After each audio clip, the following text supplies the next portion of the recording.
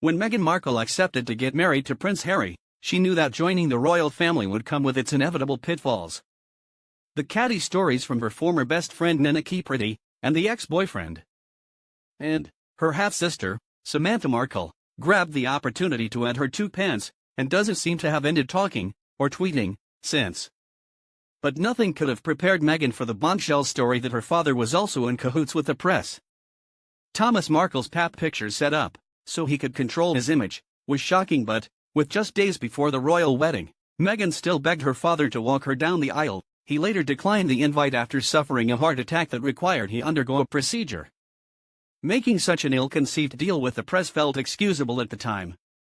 For a man retired to a small coastal town in Mexico away from the spotlight, it was inevitable that the media attention which followed his daughter accepting to marry a member of the royal family would be overwhelming.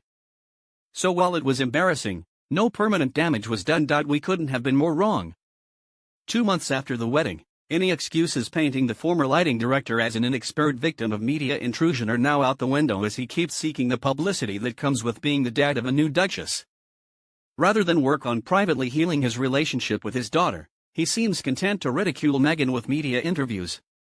Judging by his inability to shut up, one would think he's fully enjoying having his name in the headlines. After threatening to go to England uninvited, in an explosive interview with the Mail on Sunday, Thomas says his daughter would be nothing without me. I made her the duchess she is today. Everything that Meghan is, I made her. He continued, they have Meghan treating her father in the way that Harry's mother, Princess Diana, would have loathed. That's not what Diana stood for. Weaponizing Princess Diana's name like that isn't only nasty and leaves Meghan with a heartbreaking problem. Daring to bring Harry's mum into the conversation means that even if Meghan decides to forgive her father, Thomas's chances of ever having a relationship with Prince Harry are almost impossible. What couple doesn't know how difficult it can be when there's a fraught relationship with the in-laws? But Thomas himself also told the Mail on Sunday, I don't care if Harry never speaks to me again, I'll survive. His insistence on baiting the royal family, who cares these days about a dusty old crown, while also revealing details of private phone conversations between him and his new son-in-law, have made clear that he's not to be trusted. Since more exposure to the royal family would only give him more to talk about with press, that might explain why Meghan and Harry have allegedly avoided his calls since he gave that tell-all TV interview to Good Morning Britain in June. Unfortunately, this nightmare seems far from over. I tell you, I just about reached my limit on Meghan and the royal family, Thomas exclaimed to the Mail on Sunday. I'm about to unload on them.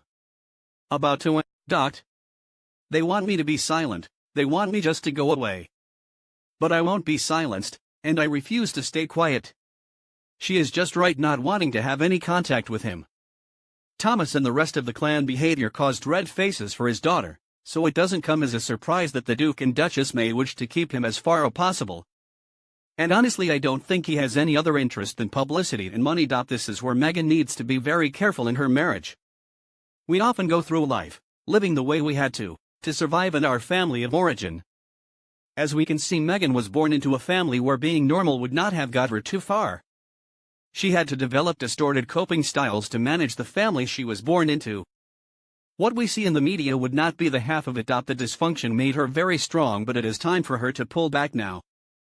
Harry might be tough in the military, but when it comes to love he is obviously gentle, soft, sensitive, and loyal. She has not had much experience in being loved in this way, and it is actually a very hard thing to adjust to when you come from a family like Meghan's. Fighting to the death, exploiting each other is how the Markle family dynamics go, disregarding and disrespecting each other.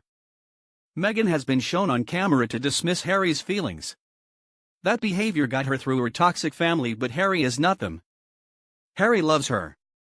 His feelings are legitimate and genuine, and he needs her to stay connected with him even when he's angry with her. It was just a moment in time when the world media was on them, so I don't want to make too much of it. I hope they worked it through when the glare of world media was off them. She's got where she is through incredible strength, but she can start to relax now. With Harry she can start practicing to act as if she is well loved and safe. Eventually she might start to feel that way for the first time in her life. Just because they are a famous couple doesn't mean their relationship can't sustain genuine emotional intimacy, and they both can heal their wounds together, like most enlightened marriages attempt to do. The question is a binary one, but the answer is more complex. Thomas Markle is definitely wrong as the parent in the relationship, yet Meghan would have had to adopt some maladaptive, to normal situation, behaviors to survive her father. Hurt people hurt people. Who is to know how Thomas Markle acquired his narcissistic wounds that he passed on to his children? Who knows what wounds Meghan will pass on to her child/Ren, as we all do.